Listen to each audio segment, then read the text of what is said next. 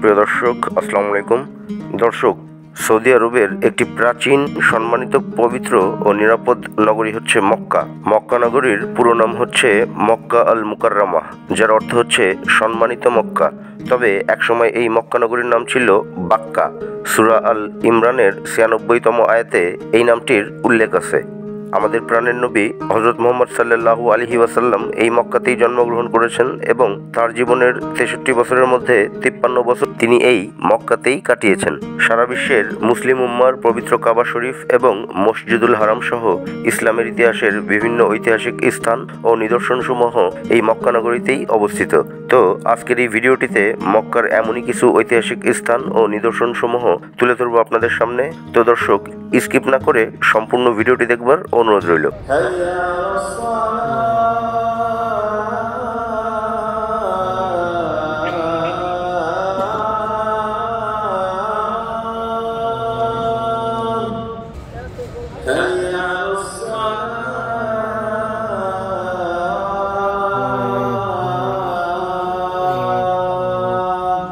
মসজিদ আল হারাম সারা বিশ্বের মুসলমানদের কাছে অত্যন্ত গুরুত্বপূর্ণ এবং সেই সাথে বিশ্বের সবচেয়ে বৃহত্তম মসজিদ হচ্ছে মসজিদ আল হারাম।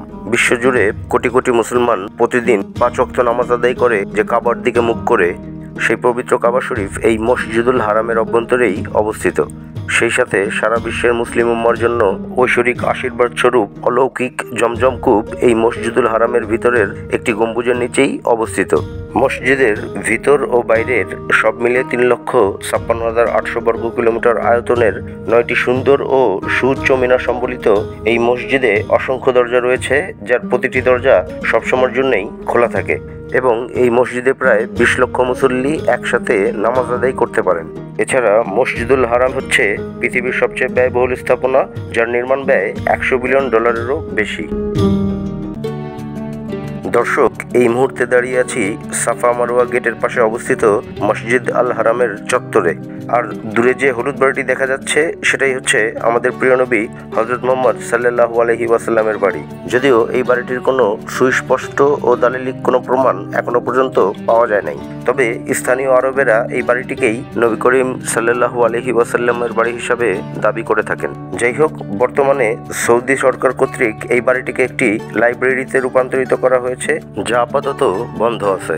আর পাশেই রয়েছে বাদশাহ ফাহাদের বাড়ি এবং হারাম চত্বরে বর্তমান যে শৌচালয়টি দেখতে পাচ্ছেন দর্শক, এটি হচ্ছে আবু জেহেলের বাড়ি, যে সবসময় আমাদের প্রিয় নবী হযরত মুহাম্মদ সাল্লাল্লাহু আলাইহি ওয়াসাল্লামের বিরুদ্ধে ষড়যন্ত্রে লিপ্ত থাকত। সৌদি সরকার কর্তৃক বর্তমানে আবু জেহেলের বাড়িটিকে শৌচালয়ে রূপান্তরিত করা হয়েছে, অর্থাৎ আবু জেহেলের বাড়ি হচ্ছে বর্তমানে পাবলিক টয়লেট। মসজিদে জিন জিনদের দাওয়াত দিয়েছিল এটাতে না? মসজিদের জিনদের মধ্যে মুসলিম আছে না? প্রচুর মুসলিম আছে। এইটা দেখেন, এইটা এই মসজিদটা দেখেন, মসজিদে ফাতাহ। মসজিদে ফাতাহ এই মসজিদ হলো মসজিদে সেজরা। ওই মসজিদের নাম অনেক মসজিদ তো আছে। এই আগের পুরানো মসজিদ ধীরে ধীরে মসজিদে ফাতাহ। মক্কা ফাতাহ হওয়ার পরে এখানে নবী করিম সাল্লাল্লাহু আলাইহি ওয়াসাল্লাম ওই জান্দা বান্দা ওই দিয়ে রাখছিল গেলি।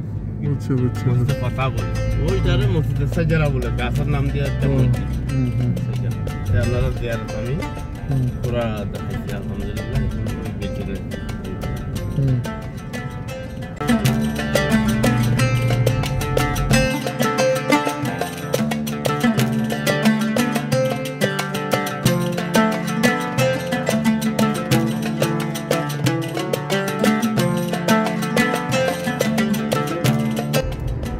এই পাহাড়ে এই যে প্রথম আয়াত নাযিল হয়েছিল এই পাহাড়ের উপরে, এই পাহাড়ের উপরে কি জানো? প্রথম আয়াতে লেখা বিসমিল্লাহ, এই যে পাহাড় না বাম সাইডে,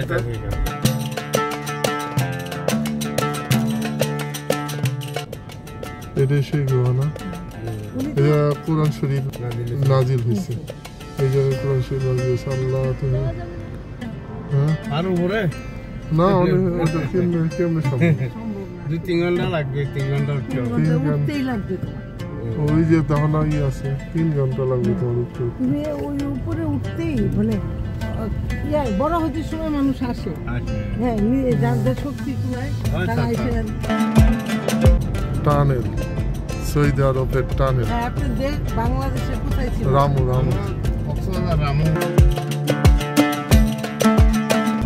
মিনা শুরু।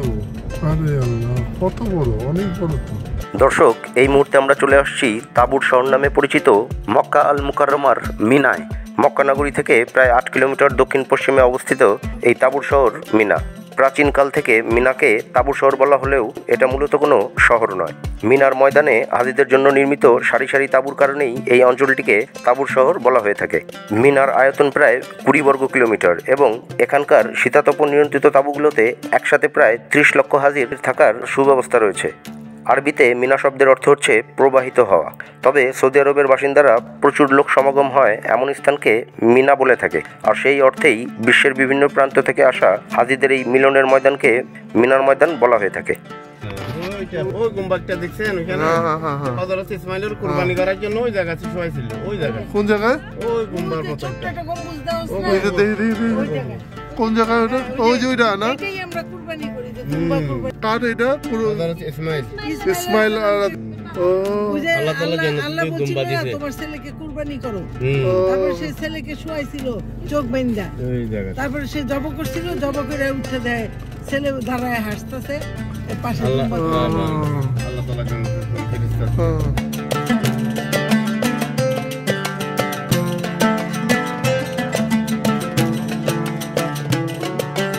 হাজিরা এসে এই মিনায় থাকে, এই মিনায় থাকে হাজিরা। মক্কা থেকে পায়ে হাইটে কেন থাকে, থাকে পাথর টুকায় এক রাত থাকে। আবার ওনারা ইয়ার সময় চলে যায়, মাগরিবের নামাজ পড়ে এখান থেকে বেরিয়ে যায়, তাই না? না, কেউ এখানে চাই পড়ে নামাজ, আর কেউ হেরামে যায় পড়ে। হ্যাঁ, হেরামে যায় পড়ে। আবার এখানে হেরামে গেলেও রাত্রে অবস্থান এখানে করতে হবে। নিয়ম হলো এখানে বেড দিবে, কার্পেট দিবে, এসি বেসি প্রত্যেকটা আম্বুতে এসি আছে। প্রত্যেকটা আম্বুতে এসি আছে। একটা আবুতে 6 জন 7 জন 10 জন বেড দিবে, মহিলা আলাদা পুরুষ আলাদা। কত টাকা খরচা করছে এসি? প্রত্যেকটা লোকের জন্য এসি আছে। মাশাআল্লাহ, মাশাআল্লাহ, হাজিদেরকে সৌদি আরব খুবই আপন। মাশাআল্লাহ, মাশাআল্লাহ। ও 2 রাকাত করে এই জায়গায় কসর করবে। দুহুর আসর এখানে খুতবা দেয়, হজের খুতবা দেয়, হজের খুতবা মসজিদ। হজের নামাজ এখান থেকে পড়ে আসে মিনার থেকে পড়ে আসে। মাশাআল্লাহ, মাশাআল্লাহ, মাশাআল্লাহ। This is Jabal Sur. Jabal Sur.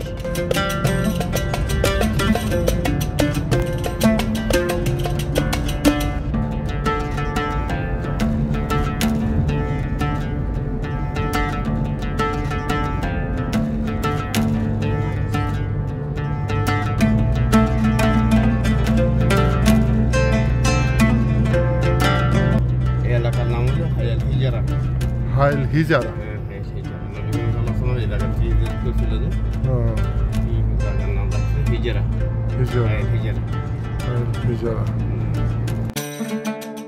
দর্শক, সৌদি আরবের 2 পাশের পাহাড় বেষ্টিত সুপ্রশস্ত চকচকে রাস্তা ধরে আমাদের গাড়ি এখন ছুটে চলেছে মক্কার প্রাচীন ও ঐতিহাসিক শহর তায়েফের দিকে।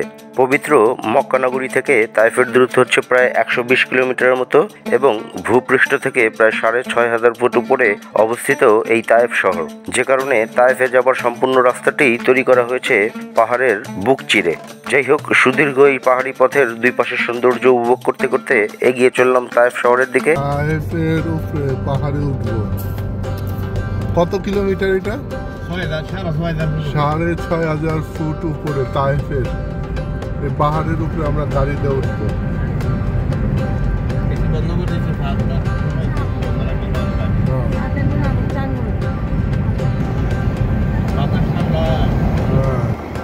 কত নিচে আমরা, কত উপরে? 6500 ফিট উপরে আমরা উঠতেছি।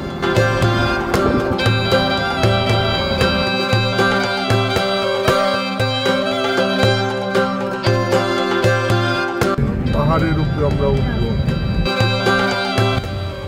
আমরা মেঘের উপরে, মেঘ আমাদের নিচে। বাংলাদেশি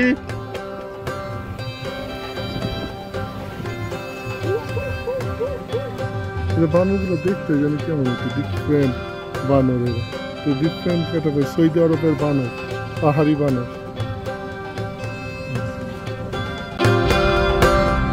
তাইফ, খুব সুন্দর তাইফ নগরী।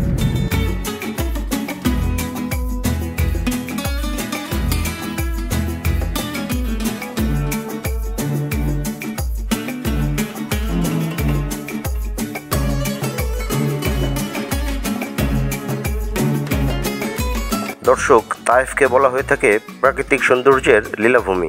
সেই সাথে চমৎকার সাজানো গোছানো পরিপাটি এই শহরটিতে রয়েছে ইসলামের ইতিহাসের বিভিন্ন স্মৃতিচিহ্ন ও নিদর্শনসমূহ।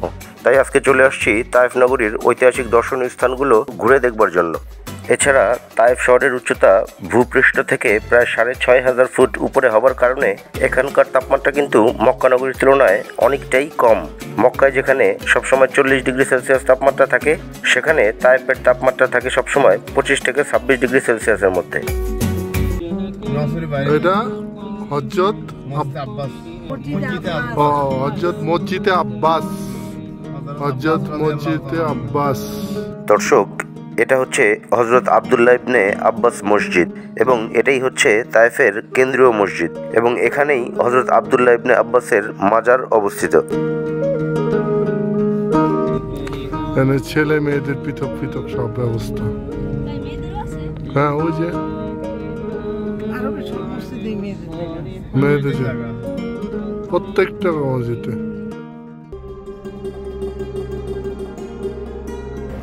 এই জায়গায় নবীজিরে পাথর মারছিল,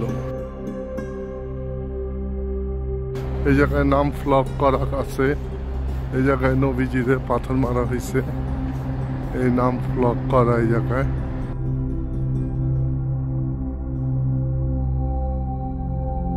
এই জায়গায় দোয়া আছে, নবীজিরে পাথর মারছিল।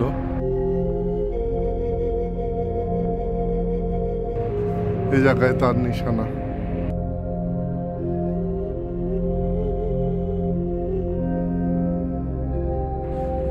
সবাই দেখেন, নবীজি আমাদের ধর্ম প্রচার করার জন্য কত কষ্ট করছেন। আলী রাদিয়াল্লাহুর মসজিদ, এই পুরানো মসজিদ। এটা এখন আর নামাজ হয়? এটা এখন আর নামাজ হয় না, বন্ধ। আমরা যখন করি এদিকে হযরত আব্বাসের আঙ্গুর বাগানে, এখানে আঙ্গুর আছে, আব্বাসের আঙ্গুর বাগান, আদ্দাস রাদিয়াল্লাহুর আঙ্গুর বাগান, আদ্দাস রাদিয়াল্লাহু তার এই আঙ্গুর বাগান। আঙ্গুর বাগান এখন নাই বললেই চলে। দর্শক, এই মুহূর্তে আমরা দাঁড়িয়ে আছি আদ্দাস রাদিয়াল্লাহু তাআলা আনহুর ঐতিহাসিক সেই আঙ্গুরের বাগানে, যেখানে পাথরের আঘাতে ক্ষতবিক্ষত, রক্তাক্ত ও আহত অবস্থায় বিশ্বনবী হযরত মুহাম্মদ সাল্লাল্লাহু আলাইহি ওয়াসাল্লাম বিশ্রাম করেছিলেন। এটা আদ্দাস রাদিয়াল্লাহু আনহু তার বাড়ি, নবীজি এই জায়গায় ছিলেন। দর্শক, এই আঙ্গুর বাগানটিকে কেন্দ্র করে একটি বিশেষ ঘটনা রয়েছে এবং সেই ঘটনাটা হচ্ছে আমাদের প্রিয় নবী হযরত মুহাম্মদ সাল্লাল্লাহু আলাইহি ওয়াসাল্লাম নবুয়ত প্রাপ্ত হবার পর ইসলাম ধর্ম প্রচারের উদ্দেশ্যে তিনি যখন মক্কা থেকে তায়েফে এসেছিলেন, তখন তায়েফবাসী ওনাকে ঠাট্টা বিদ্রুপ করে, এমনকি ওনাকে পাগল সম্বোধন করে ওনার পিছনে কিছু উশৃঙ্খল বালকদের লেলিয়ে দিয়ে পাথর নিক্ষেপ করতে থাকে। এমত অবস্থায় পাথরের আঘাতে জর্জরিত, রক্তাক্ত ও আহত বিশ্বনবী হযরত মুহাম্মদ সাল্লাল্লাহু আলাইহি ওয়াসাল্লাম এই আঙ্গুরের বাগানটিতে এসে একটু বিশ্রামের জন্য বসে পড়েন। তখন এই বাগানটিতে কর্মরত ছিল একজন খ্রিস্টান ব্যক্তি, যার নাম ছিল আদ্দাস, এবং উনি ছিলেন উতবা সাইবার গোলাম, যারা ছিল এই আঙ্গুর বাগানটির মালিক, এবং তারা ছিল কাফের। তো বাগানের মধ্যে রক্তাক্ত ও আহত নবীজিকে দেখতে পেয়ে বাগানের মালিক উতবা সাইবা তাদের খ্রিস্টান গোলাম আদ্দাসকে নবীজির খেদমতে কিছু খাবার নিয়ে যাওয়ার নির্দেশ দিলে গোলাম আদ্দাস কিছু খেজুর ও আঙ্গুর নিয়ে নবীজির খেদমতে এগিয়ে যান। সে সময় নবীজি সেই খাবারগুলো গ্রহণের পূর্বে বললেন বিসমিল্লাহ। এতে আদ্দাস বেশ অবাক হয়ে গেলেন। তিনি রাসূল পাক সাল্লাল্লাহু আলাইহি ওয়াসাল্লামকে বললেন, আপনি খাবারের পূর্বে যে বাক্যটি উচ্চারণ করলেন তা এদেশের এখানকার লোকজন কখনো উচ্চারণ করে না, এমনকি কখনোই বলে না। তখন নবীজি আদ্দাসকে প্রশ্ন করলেন, তুমি কোথা থেকে এসেছো আর তোমার দিন কি? প্রত্যুত্তরে আদ্দাস বললেন, আমি খ্রিস্টান ধর্মের অনুসারী আর আমার বাড়ি ইরাকের নিনুয়াতে। এরপর রাসূলুল্লাহ সাল্লাল্লাহু আলাইহি ওয়াসাল্লাম বললেন, তুমি তো ইউনুস ইবনে মাকতারের গ্রাম থেকে আসছো, তিনি আমার ভাই এবং তিনি তো মহান আল্লাহ তাআলার একজন নবী ছিলেন। তখন আদ্দাস অবাক হয়ে বলল, আপনি কিভাবে মাকতার পুত্র ইউনুস সম্পর্কে জানলেন? প্রত্যুত্তরে রাসূলুল্লাহ সাল্লাল্লাহু আলাইহি ওয়াসাল্লাম বললেন, একজন নবী অবশ্যই আরেকজন নবীর সম্পর্কে জানতে পারেন, আর এটি মহান আল্লাহ পাকের পক্ষ থেকে জানিয়ে দেওয়া হয়। তিনি যেমন একজন নবী ছিলেন, তেমনি আমিও একজন নবী। এই কথা শোনা মাত্রই আদ্দাস রাদিয়াল্লাহু তাআলা আনহু পরম শ্রদ্ধায় নবীজির পায়ে এবং হাতে চুম্বন করেন এবং সাথে সাথেই ইসলাম ধর্ম গ্রহণ করেন। যাই হোক দর্শক, এই ঘটনাটার আরও কিছু অংশ রয়েছে, তবে আমি শুধু আদ্দাস রাদিয়াল্লাহু তাআলা আনহুর ইসলাম ধর্ম গ্রহণের অংশটুকু তুলে ধরলাম, যাতে করে আপনারা এই আঙ্গুর বাগানের বিশেষত্ব সম্পর্কে জানতে পারেন। এটা আদ্দাস রাদিয়াল্লাহু আনহুর বাড়ি।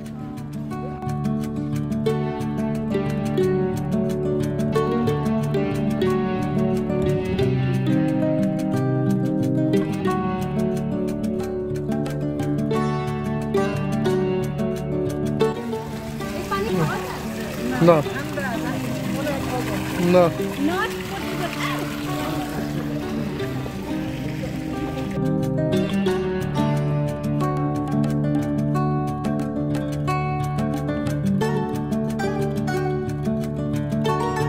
আদ্দাস রাদিয়াল্লাহু আনহুর বাড়ি। হযরত মুহাম্মদ সাল্লাল্লাহু আলাইহি সাল্লামকে যে সময় পাথর মারছিল, তখন উনি আইনা সাহায্য করে রক্তাক্ত তাকে মুছায়া তাকে পরিষ্কার করে সাহায্য করেছিল। তার বাড়ি, উনি একজন সাহাবী।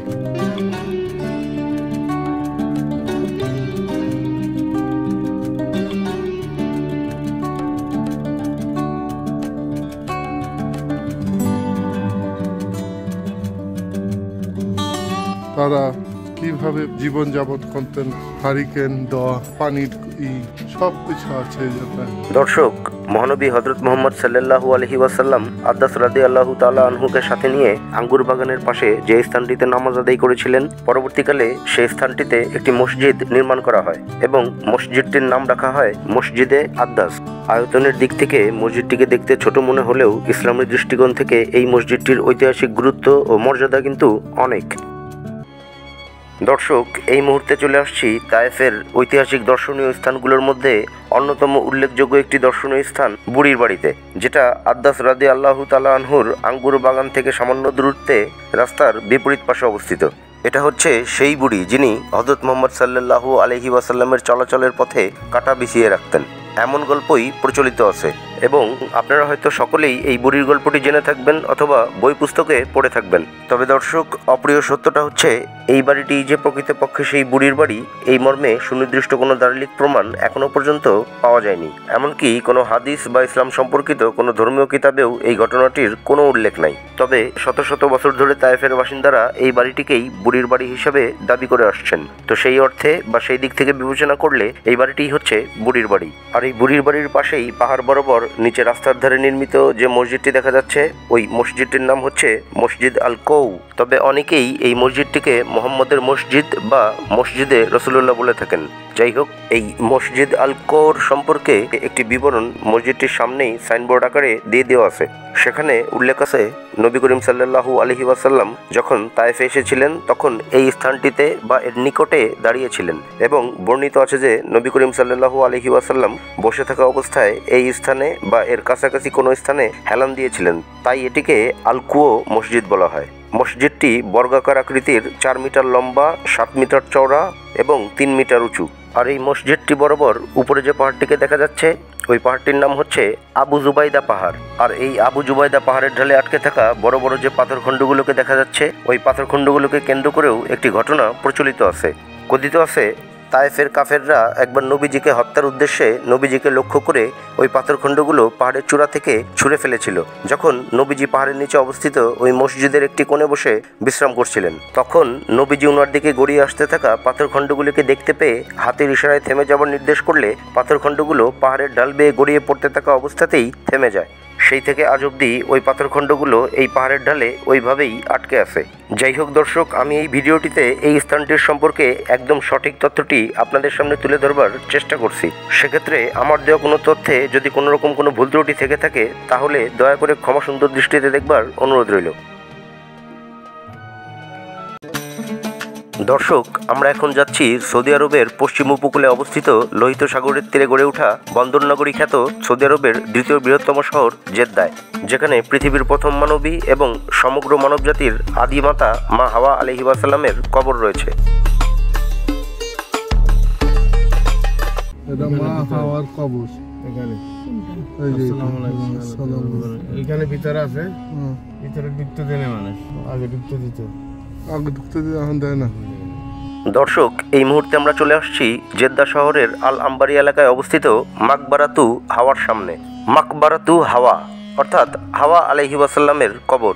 যদিও এই কবরস্থানটির ভিতরে অসংখ্য কবর রয়েছে এবং তার মধ্যে থেকে সুনির্দিষ্ট করে মা হাওয়া আলাইহিস সালামের কবরটি আলাদাভাবে চিহ্নিত করা যায়নি। তথাপি বেশি সংখ্যক প্রচলিত জনমত অনুযায়ী এই স্থানটিতেই মা হাওয়া আলাইহিস সালামের কবর রয়েছে। যাই হোক, বর্তমানে এই কবরস্থানটির ভিতরে গিয়ে কোনো রকম কোনো ছবি বা ভিডিও চিত্র ধারণ করার কোনো অনুমতি নেই। তাই দর্শক, ইচ্ছা থাকলেও আপনাদেরকে এই কবরস্থানটির ভিতরের কোনো চিত্র দেখাতে পারলাম না।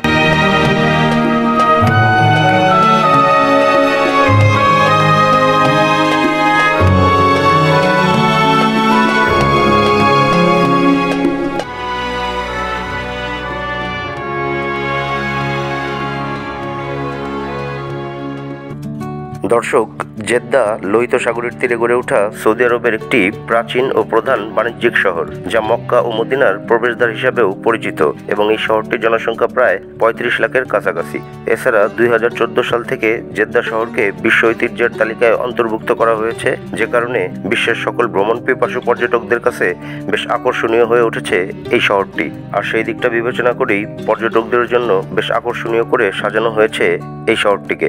যেহেতু জেদ্দা শহরটি লোহিত সাগরের পাড়ে অবস্থিত, তাই জেদ্দার অন্যতম আকর্ষণীয় একটি পর্যটন স্থান হচ্ছে লোহিত সাগরের পাড়, যেখানে বছরের অন্যান্য সময় ছাড়াও পবিত্র হজ কিংবা ওমরা পালন করতে আসা লাখো হজযাত্রী ও প্রবাসী পর্যটকেরা একটু নির্মল বিনোদনের জন্য প্রতি বছর এমনকি প্রতিদিন ভ্রমণ করতে আসে জেদ্দার এই লোহিত সাগরের পাড়ে। তেমনিভাবে আমরাও জেদ্দা শহরটিতে ভ্রমণের অংশ হিসাবে আজকে চলে আসছি এই লোহিত সাগরের পাড়ে। যেহেতু লোহিত সাগরের পাড় ঘেঁষে এই স্থানটিতে প্রচুর পর্যটকদের ভিড় হয়, তাই সৌদি সরকার কর্তৃক এই স্থানটিকে অনন্য নির্মাণশৈলীর মাধ্যমে এমনভাবে সাজানো হয়েছে যেখানে সুস্থ ও নির্মল বিনোদনের প্রায় সকল সুযোগ সুবিধাই বিদ্যমান এবং সেই সাথে বিনোদন প্রেমীদের জন্য রয়েছে পর্যাপ্ত নিরাপত্তা ব্যবস্থা। উপরন্তু পার্কের মতো করে নির্মাণ করা এই স্থানটির নেই কোনো প্রবেশ মূল্য। আর সে কারণেই সাপ্তাহিক ছুটির দিনগুলো সহ প্রায় প্রতিদিনই হাজার হাজার পর্যটক ও দর্শনার্থীরা ভিড় করে এই লোহিত সাগরের পাড়ে, যেখানে স্থানীয় সৌদি বাসিন্দাদের উপস্থিতি ছিল চোখে পড়ার মতো। যাই হোক দর্শক, পরন্ত বিকেলে বেলা শেষ হয়ে আসছে, আর এই শেষ বেলাতে আমার ভিডিওটাও এখানেই শেষ করব। তো দর্শক, এই ছিল মক্কা, তায়েফ ও জেদ্দা শহরের এক্সপ্লোরিং ভিডিওটি কেমন লাগলো অবশ্যই কমেন্ট করে জানানোর অনুরোধ রইল। সেই সাথে চ্যানেলটি সাবস্ক্রাইব করে পাশে থাকবারও অনুরোধ রইল। তো দেখা হবে পরবর্তীতে নতুন কোনো জায়গায় নতুন কোনো ভিডিওতে। সেই পর্যন্ত আশা করি সকলেই ভালো থাকবেন, সুস্থ থাকবেন। খোদা হাফেজ।